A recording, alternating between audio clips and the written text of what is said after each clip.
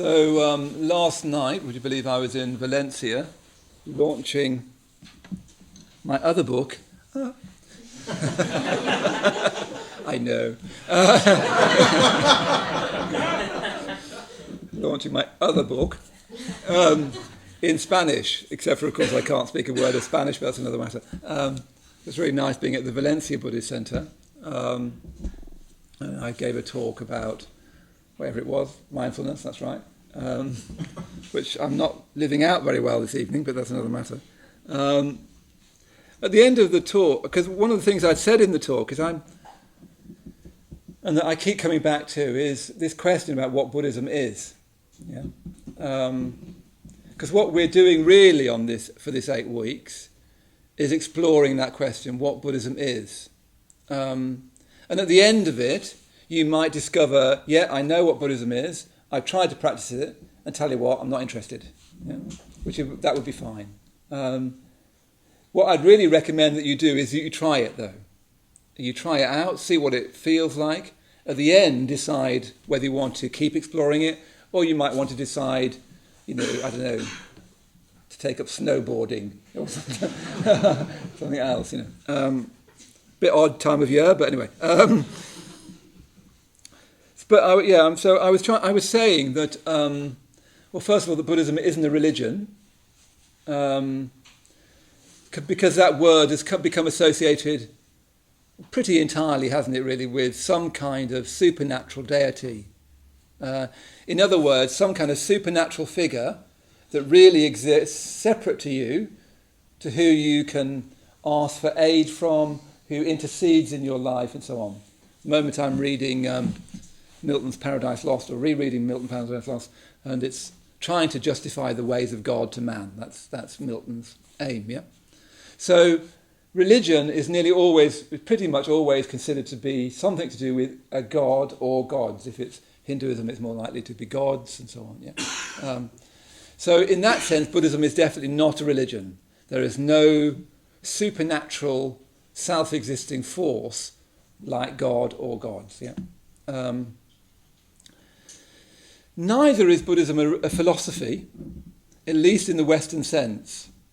Generally speaking, the tradition of Western philosophy is, it's a wonderful tradition, usually not very practical, apart from little bits and bobs here and there, the existentialists perhaps, but mostly not very practical. Wonderful, but not very concerned with how you put what you think into practice. Yeah, it's not always true. Ancient Greek philosophy is much more trying to be practical, but I don't know anything about that. So it's not a philosophy in the Western sense. Yeah, some people say to me, "Oh, it's a way of life, isn't it?" Which doesn't mean really anything. Being a thief is a way of life. I presume. It kind of doesn't really mean anything, does it? A way of life. So it's not really a way of life. This is how you go on. Even the word Buddhism isn't a very good word for Buddhism. There's nothing in the traditional writings that come down to us that you can translate as Buddhism. It's a Western concoction, that word. And the problem of that word, Buddhism, is that ism thing. Actually, at one point it was called Buddhism. Schopenhauer, for instance, said that he was a Buddhist. He actually had an image of the Buddha on his desk, and he used to put flowers by. He had an image of Kant, and he had an image of the Buddha. And he said he was a Buddhist. He thought he got there on his own without Buddhism. Anyway, that's another matter. So it's the ism that's problematic, because then it sounds like an ideology, like Marxism or National Socialism, whatever, all those other isms, nationalism and so on. So it's rather problematic, that ism, I think. And surely most of us now are thoroughly tired of ideology. We've had a century, the 20th century has been the century of ideology, and it's been a nightmare, pretty much. One ideology fighting another ideology. So Buddhism isn't a very good word for it. There's no word in the traditional Pali that translates as Buddhism. The Buddha said, "I teach the Dharma." He didn't say, "I'm a Dharmaist." He said, I teach the Dharma. The Dharma means the truth, and it means all of those practices, attitudes, ways of living that lead to the truth. Yeah? I mean, he does mean the truth with a capital T. He means the truth in the simple sense of what's true about that event and not. He's not post-fact in that way. He means actually what actually happened, what are the facts. He means the truth in that simple sense.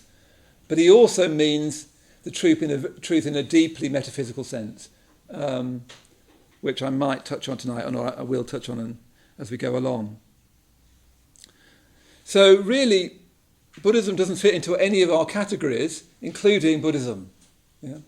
So I was saying this last night in Valencia, and somebody in Spanish said, "So can you please tell me what it is?" You know, it's one of those stumping questions where I thought I'd managed to do that, and I hadn't. They said, please tell me what it is then. If you've told me all these things it isn't, what is it? And I had one of those moments where you think, oh my God, I don't know what I'm talking about. So usually with these moments, if you can find the right metaphor, it's much more illuminating. So it's a metaphor I've used before, but I do think it's very illuminating.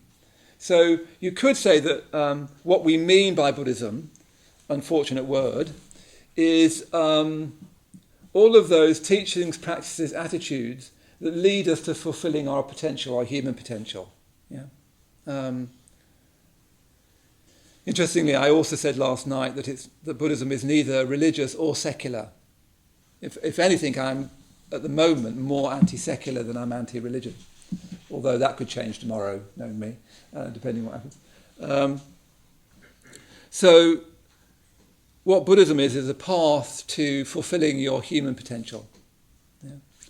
The problem of that idea is this idea that we might know what our potential is. What Buddhism is saying is that your potential is beyond your imagining, that there's much more to you than you think. There's even more to you and to life than you imagine. Yeah. So the image I've been using a lot is this image of, an acorn and an oak tree.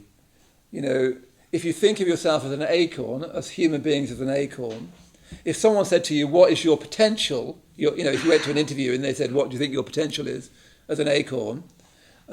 You'd say, "I want to be a kind of sexier, smoother, kind of brighter, bigger acorn," wouldn't you? You'd say, "I want to have I want to be a richer acorn. I want to be a famous acorn. I want to be an acorn that people stop and stare at in the street." I don't know what. Basically, all of your ideas would be basically you, but a sort of smoother, brighter, bigger, sexier version. Yeah. If you were to then point that acorn to an oak tree and say, "Well, actually, that's your potential.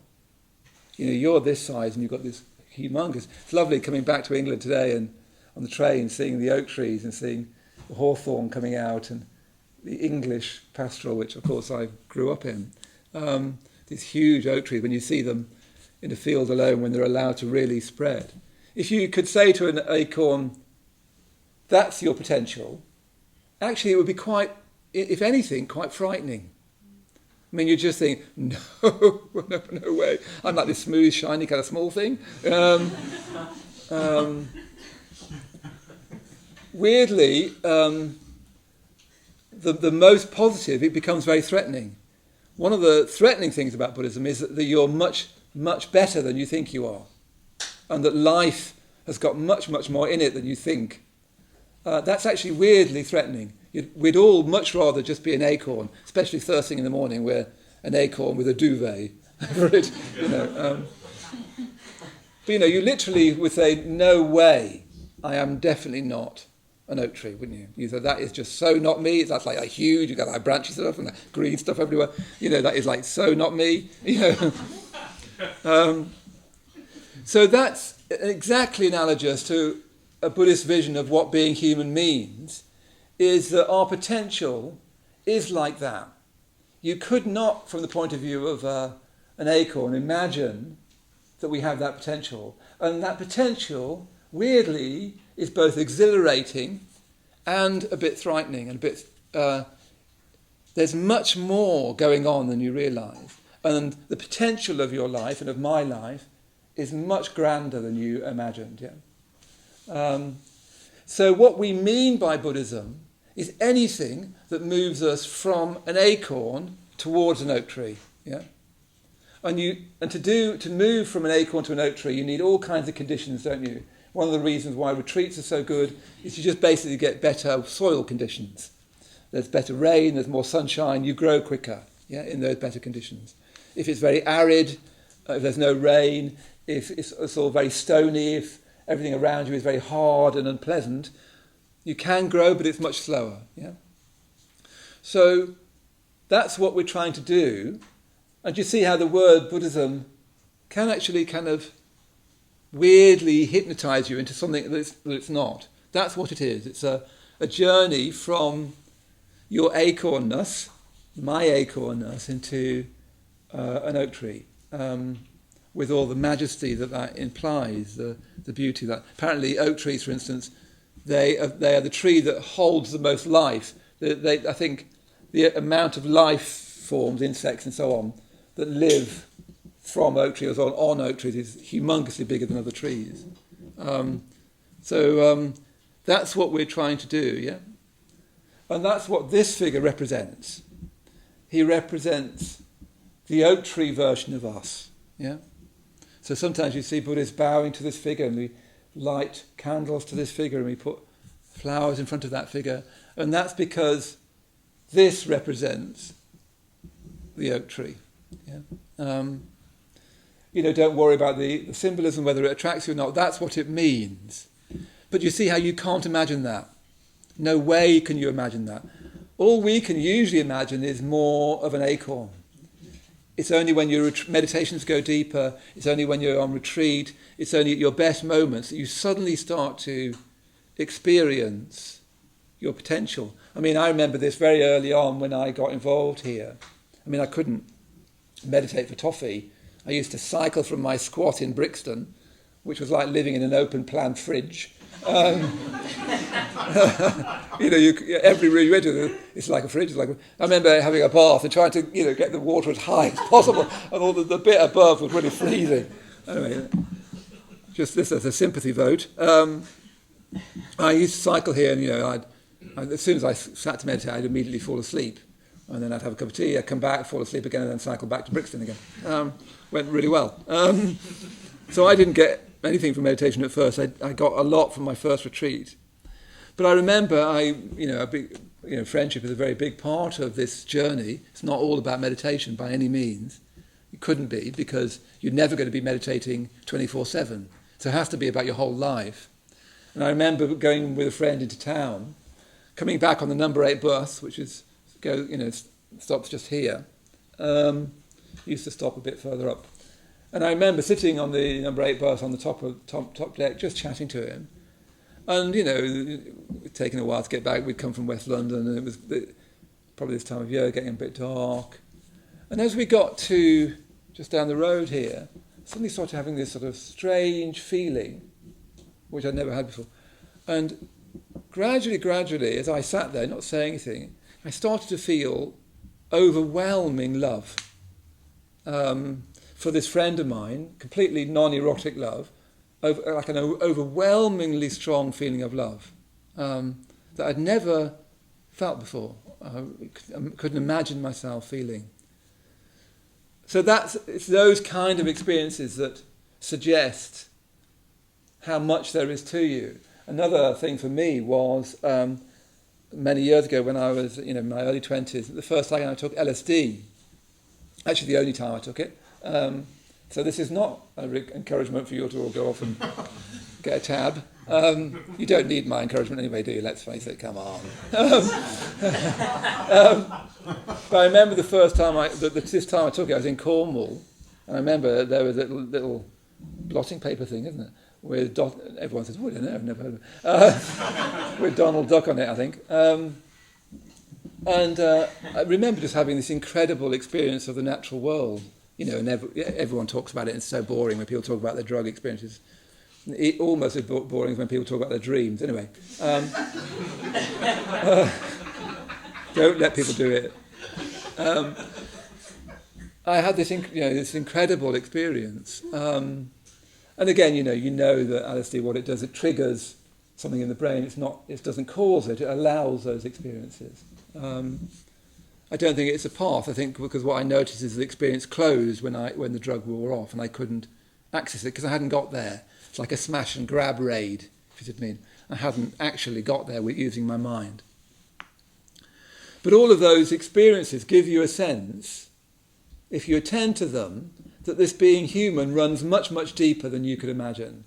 And that's what this figure represents. And everything we're trying to do on this course, whether it's in the meditation room, whether it's closing your eyes to meditate, whether it's going on retreat, whether it's practicing in your day-to-day life, everything is trying to move us toward being an oak tree.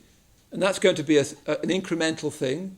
The metaphor works very well because an acorn cannot be an oak tree overnight, and it can't will it. It can't force it, can it? You can't sit there going, branches. You just can't. You have to leaf things, acorns, bigness. You can't make it happen. You can put yourself in good conditions, yeah. So everything we're doing on this 8 weeks is to move ever so slightly toward that great vision. And that vision is a human vision, but it goes beyond our imagining. It goes beyond what we think of our ordinary consciousness. It goes beyond even things like space and time. There's much more going on than we realise. Time, for instance, is like incredibly mysterious. Even if you, particularly on retreat, sometimes you really start to notice the mystery of time. Time is an aspect of consciousness from a Buddhist point of view. It's not a literally existing external thing. Anyway, let's not get too metaphysical. But I wanted to just say, well, that's where we're going. So to go there, we need to now say, well, what do we need to do first to start moving in that direction? So I've already said that do these 3 things: read the book, we're going to try and meditate regularly, and we're trying to go on retreat. But the first thing we need to do to move toward our unimaginable potential is to develop what I want to call a fit mind. And I've written a lot about this in the chapter. I quite like this phrase, a fit mind, because we're used to the idea of needing a fit body. And it's interesting, culturally, at least in the UK, there's much more awareness of that. There's even much more awareness of that now than there was when I was young. Much more sense of eating well, exercising, and all that sort of thing. Not smoking, not lying in the sun, till you fry like a sausage. All those sort of things. So what we haven't yet cottoned onto, or perhaps are just beginning to, is that we also need a fit mind. We need a mind that's fit for purpose. And that purpose is to live a valuable, fulfilling, worthwhile life. Yeah? To live is the purpose of life. If you see what I mean. An acorn isn't actually satisfied with being an acorn. It wants to express its potential. All of nature, for me, this does connect us with everything, is all of nature, in a strange way, wants to express itself, wants to be fully itself. A blade of grass wants to be fully a blade of grass. And we want to be fully a human being. Yeah? So the first thing we need to do that is to cultivate a fit mind. So the first 4 weeks of this course are going to be mainly focusing on the different elements of cultivating a fit mind. Yeah, a mind that's fit for purpose. I won't say very much about it because I've said a lot in the book, but I want to bring in one element of the fit mind that you might not perhaps have thought about, which is that part of having a genuinely fit mind means having some sense of dissatisfaction with your life, or dissatisfaction with life. Yeah, actually, that's very healthy. Of course, it can become unhealthy, but that's another matter. But part of having a fit mind is this feeling that there is more to me and more to my life, and I need to access that somehow. That my life is somehow a bit narrow, a bit cramped. I want more from it. And I don't mean more, usually we sort of funnel that into more money, more jobs, more partners, more sex, more whatever it is. I mean a more of being alive, yeah? So there needs to be something, some sense for you to be here valuably, that your life isn't quite good enough. Now that comes for people in lots of different ways. For some people it's through politics. You can have this sense that the world isn't right and something needs to be changed. Some people feel that very much. Some people come at this through personal suffering. I think for myself it was more like that. You know, I was very unhappy as a child particularly, and I'm very unhappy as a young man. And I you know, sort of psychologically unhappy really. That forced me to ask deeper questions of life. I've got 3 older brothers, and they were all much happier than me, and my sister, she's always smiling. All the photographs of my childhood, my 4 brothers, how many have I got? 3. I'm the 4th. 3 brothers on one side, all smiling, my sister on the other side, smiling, me crying in the middle. Every photograph after photograph. Never know why quite. And my parents couldn't work me out. But what that did is it forced me to, through my life, rather chaotically and actually painfully, both for myself and others, to ask questions of my life, yeah? What was wrong with it? Why wasn't I happy, etc.? So your route to this positive satisfaction might be psychological pain, yeah? Or it might be something more metaphysical, it might be something more philosophical, that through studies of reflection that you know that their life can't be quite, this isn't enough. A friend of mine, Maitreyabandhu, you know, he didn't have pretty much any psychological pain that I could tell. I've been looking for it for years. Anyway, he doesn't seem to have any.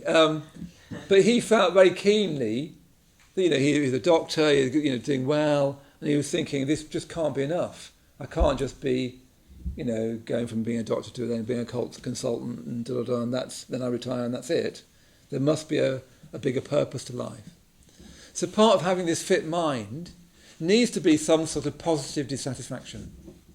That your life as it stands, even if it's fantastic and great for you if it is, it's not enough. You want more. You want more meaning, you want more connection, you want more value.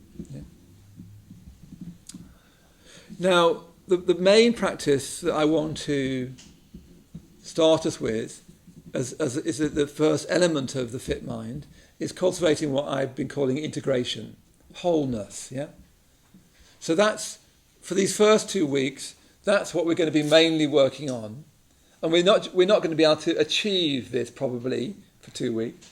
We're just going to be trying to cultivate a sense of wholeness, completeness, unity, harmony. Harmony between our thinking, our feeling and our body, for instance. A feeling of being unified, of being integrated. Yeah? Not being dissipated, fragmented, distracted, and so on. Yeah.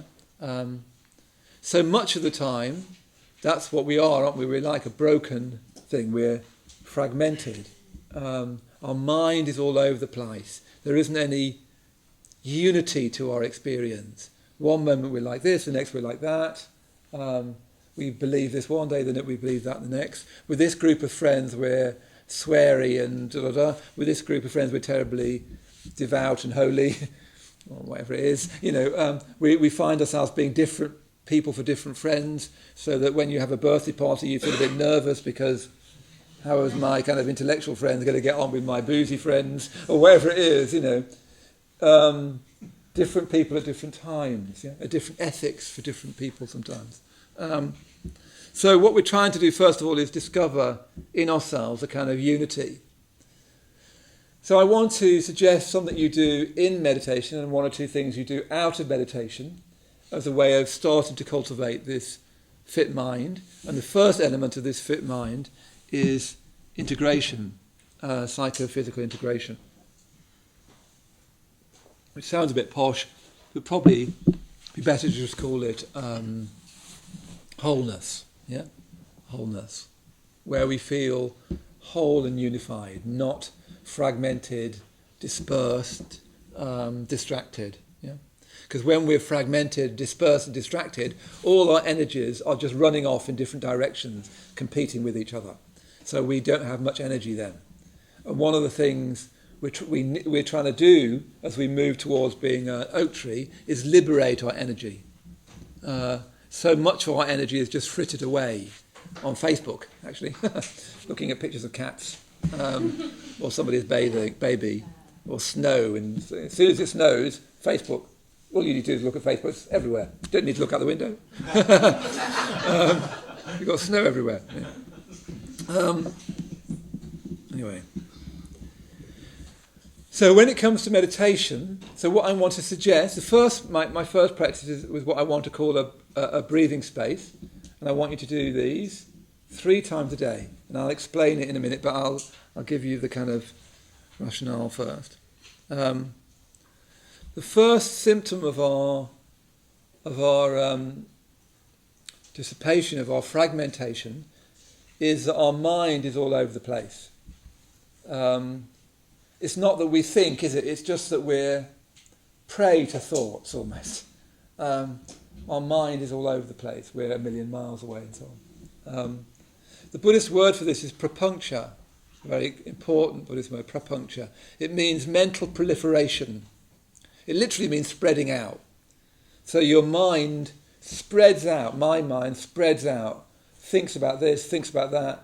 And we do that in an associative, driven, an unconscious way, largely unconscious way. It's not quite true to say it's unconscious, it's more that it just sits just beneath consciousness. So our minds just roam about, don't they? First this way, then that way. Associatively, you think about that, which reminds you of this, which reminds you of that, which reminds you of that. I mean, a classic one of this, which I noticed on my solitary, one day I was in a bit of a grumpy mood. I sometimes think, okay, I'm definitely in a grumpy mood here, I don't know why. And then you think, I can think of something I could be grumpy about though, so your mind goes to that. And then that reminds you of something else that you feel a bit grumpy about, and then you go on to that, and then you think, hey, it just spreads, doesn't it? You just go from one grumpy thing to another. Or, if you're in a hankering mood, your mind just spreads into different things that you could hanker for. I didn't have so much of that, but... So that's called prapuncture. It's your mind proliferating. It can be fully toxic, can't it? A lot of people come to meditation because they're being driven mad by their mind. They can't make it quieten down. They can't control it. They can't get away from it. I think for me that was one of my experiences coming here, when I was 25 or whatever. My mind was like torturing me. Now, hopefully that's not what your mind's like. And this prapuncture can be that awful kind of ongoing self-criticism and comparison and so on. Or it can just be that happy inner burbling, chattering, planning, fantasizing, fame fantasizing and so on. Weirdly compulsive, however it does it, quite difficult to step out of. So our first task to cultivate a fit mind is to notice prapuncture and to learn how to step out of it. And the classic thing about prapuncture is you can't think your way out of it. As soon as you think, I wish I wasn't thinking as much, that's just another thought. As soon as you think my mind's so noisy, that's just another thought. Yeah. Take it from me, you cannot think your way out of prapuncture. If you don't remember anything else from tonight, remember that. You can't think yourself out of it, including telling yourself off for it. You can't just say, stop, stop, stop, stop. Because all that happens is you get what's called an ironic response, and the thoughts actually get louder. Yeah. However you try and do it, and I bet you've already tried to do it, you cannot think your way out of it. Every time you do that, especially if you get critical of your mind when you do that, especially if you think, I'm doing it wrong, I can't believe it, I thought I'd try this kind of Buddhism meditational thing and I can't do that either. All you're doing is creating more and more prapuncture. You can do that if you fancy, that's up to you, but it will gradually destroy your life if you're not careful. It eats your life, doesn't it, that prapuncture? So really urgently, we need to start to notice that that's what we get caught up in without any kind of self-criticism. Actually with a kind of amused, benign curiosity, as if you were looking at a mind of a very small child. With children they talk, I know, and then I do that, and then I do. It's like that, or having the radio on. You want to have this benign, amused, endlessly kind of doesn't matter attitude to it. Otherwise, if you're not careful, you have this kind of harshly critical attitude to it. That's what I had very much. And I definitely know it doesn't work. Yeah? So how about you don't bother doing it, just notice it. Yeah? What you can do is keep stepping out of it into your body. You cannot think you out of it, but what you can do is notice your knees. You can notice the weight of your body. You can notice your breath. Because my knees aren't thinking about that person I'm irritated with. My knees don't think about somebody I'm irritated with. The soles of my feet don't worry about what's happening tomorrow. My elbows aren't concerned about whether anyone fancies me or not. Yeah, they're fine with all that. Yeah. So the way to work with prapuncture is just to keep on noticing and stepping out of it into these direct sensations of your body. And that's the royal road to integration. That's the first thing you need to do. Really, we need weeks of that, training of that. I'm still training in that. So we can't do that all the time. It would be too much. So what I want to do, and we'll do this at the end of the classes, I want you to do 3 breathing spaces a day. So this can mean that you're on the tube to work, and you're either standing there holding a little roofy thing, or you've managed to get a seat. And if it's convenient to you, close your eyes. I did this once on the tube like that, and suddenly these lads, the opposite of them, said, meditation. Ever slightly off-putting, so don't do that. I said, excuse me, but I'm having a mystic moment here, if you don't mind. So you might not want to, you don't have to close your eyes, but it's easier if you do, yeah. So you just close your eyes. It's a 3-stage breathing space. So what you do, first of all, you close your eyes, and I'll lead you through this in the end, so you don't need to remember it. And it's in the book. No, it's not, because we won't have the book, but it'll be in the first chapter. First thing you do is you just feel your body. Yeah? How do you feel just now? And it's really helpful to break that down. What thoughts are you having? Oh, I'm worrying about work, I'm fantasizing about something, I'm wishing I wasn't on the tube, whatever it is. So you just notice what thoughts you're having. Notice how you feel. And lots of time we don't feel anything very much. We just feel like okay or not okay or rubbish or fabulous. Yeah. So you don't need to analyse it. Just feel like, is it a good feeling or not a good feeling? Yeah. And then how does your body feel? Particularly, and tune into your body sensations. So that's your first stage. It's basically checking in with yourself. What's going on in my thoughts? What's going on in my feelings? How's my body doing just now? That just needs to take you like a minute. Yeah.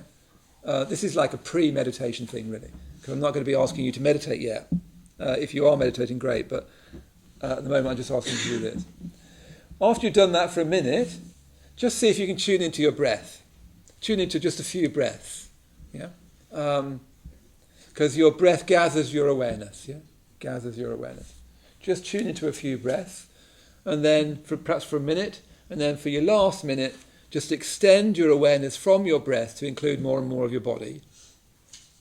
And then open your eyes and see if you can stay a bit in touch with that for a while. So I'll lead that through before we finish, but that's the breathing space. And I want you to try and do that 3 times a day. So if you're at work, you can go and do it on the loo, or you can even do it without, if you're in a meeting where you don't have to talk much, you can do it, but don't close your eyes because they will think, what's going on with it? So you can just carry on, but you can notice, can't you, as you're sitting there, okay, let me do that checking thing, then let me just notice a few breaths, and then let me just extend that, yeah? So see if you can find 3 times in a day where you can do that. What's the last stage? So extending out? Extending out to include more and more of your experience. So you go from the breath, what else do you feel in the body? Feelings, sounds, everything. You just try and include more and more. Yeah? And then when you open your eyes, you try to, don't make a big fuss about it, but try and stay a bit in touch with that if you can. Don't worry if you can't, that's fine. Yeah? And you're doing this 3-stage breathing space not to achieve anything. It's not so you get into a blissful state or you relax or anything like that. It's just like that's what you're going to do. It's a Nike thing. You just do it. No good reason. It's either that or those dreadful newspapers that hang out. So you're just going to do that for 3 minutes, yeah? And I'd like you to do it 3 times a day, and we'll do it once tonight, and then you'll see if you can do it 3 times a day until till next Wednesday, yeah? So that's your main internal practice for this week. Yeah, really simple. 6 minutes a day. It's hardly demanding, It's not 3, 6, 9. Numbers a bit tricky for me. Anyway, 9 minutes a day. God save it.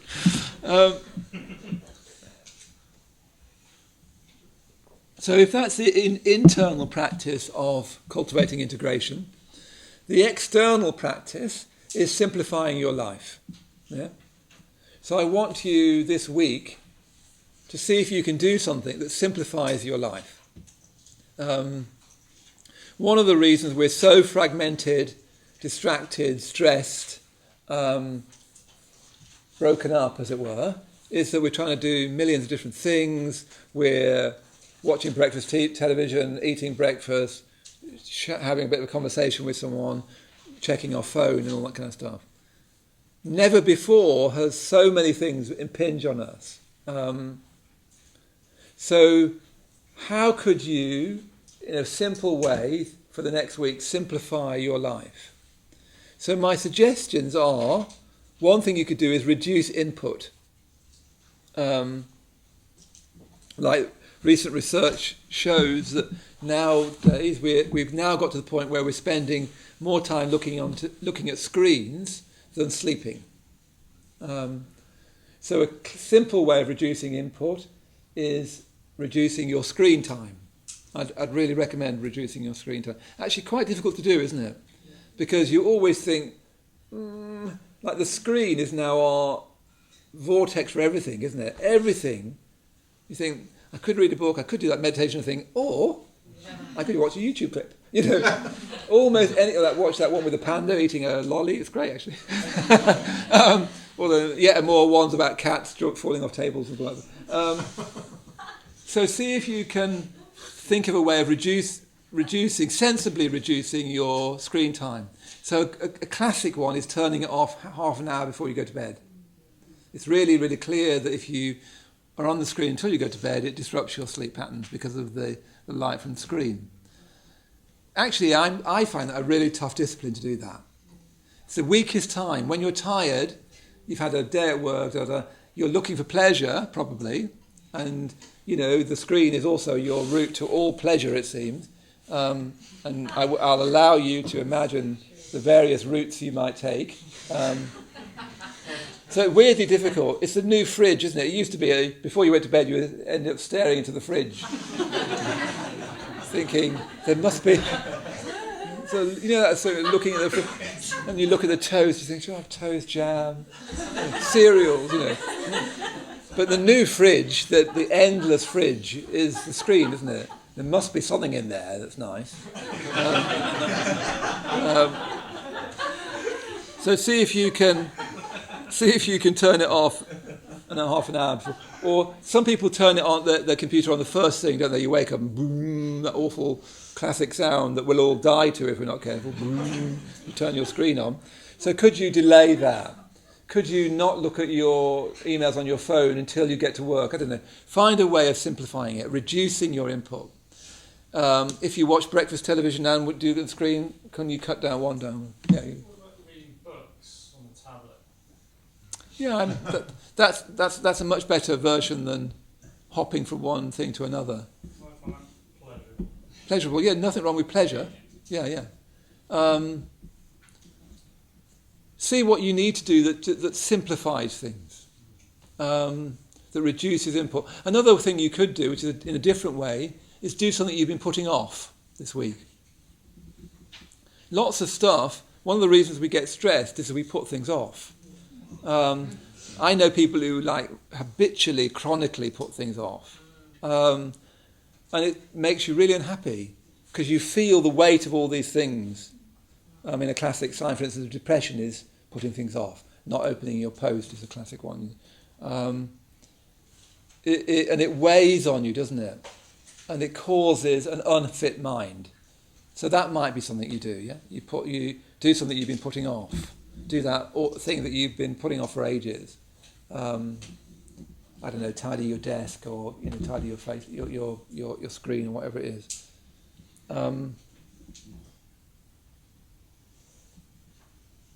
So I think that's enough for this week. Do breathing space 3 times a day. Try to notice how that makes you feel, but really don't do it with. You can't really literally do it with that expectation, but try to do it as an exploration, not as I will achieve this by that. If you feel more relaxed when you do it, that's great, but I bet you next time you won't. So don't set that up as a goal. Yeah. Just do the practice, see what happens as we go on. And then try and think of something you could do by this time next week that simplifies your life, that reduces input, that does something you've been putting off. That simplifies your life so that your life is not so kind of, multitasked, stressful, always where you're trying to feel like you're catching up with yourself. If you can't do that, just think, okay, next Tuesday, I'm not going to turn the computer on in the evening. I'm going to actually do that incredible thing called reading a novel.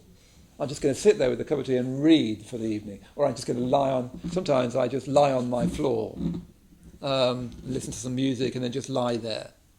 I'm just going to step right out of it. Because everybody out there wants you to do something all the time. They want you to buy things, they want you to hook onto, they want you to like things, they want you to wow things. One of the most radical things to do at the moment is not do anything at all. One of the things I did on my solitary retreat is I just sat there for ages without doing anything at all, including meditating. And it's lovely on solitary when you do that, because I had this one day particularly where I just kept on thinking, no, just keep doing it. You have to keep just well, now no. And gradually you sort of settle. And I was in these mountains in Spain, and after a while, it's like nature comes back. It's an incredible experience for me, because I was sitting there for ages, and then all these birds came. Because I hadn't moved, all these birds came back. And I was sitting there thinking, oh, isn't that lovely? Suddenly this huge, great big lizard, well, it was like that long. Jerusalem. Great big lizard sort of just walked on this path in front of this dusty path in front of me. And I felt I could sort of watch it, almost look at me thinking, is that a person? I mean, I just looked like a dark shape. Is that a rock or like one of those weirdy human being people? But because I didn't move, it just sort of just looks all right. And just so I could have this lovely experience of looking. It's like nature comes back because I'm not taking all the room up anymore. We human beings have taken up so much room. We've eaten up all the room. And one of the ways of not doing that is just not doing anything. Just quieten it right down. Just sit there, look out of your window, and don't do anything. And gradually, even in the city, nature comes back. Your life comes back a bit. Actually, it's a much more difficult thing to do than you think. So that might be something you do. You just do nothing. You get a bit in your diary and you think, I'm not going to do anything. And you might just say, actually, I can lie on the floor, I can listen to some music, I want to read a bit of a book, but I'm not allowed to turn on the computer for the whole evening.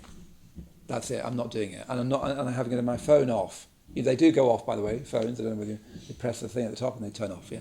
So you go turn everything off, yeah, so nobody can contact you.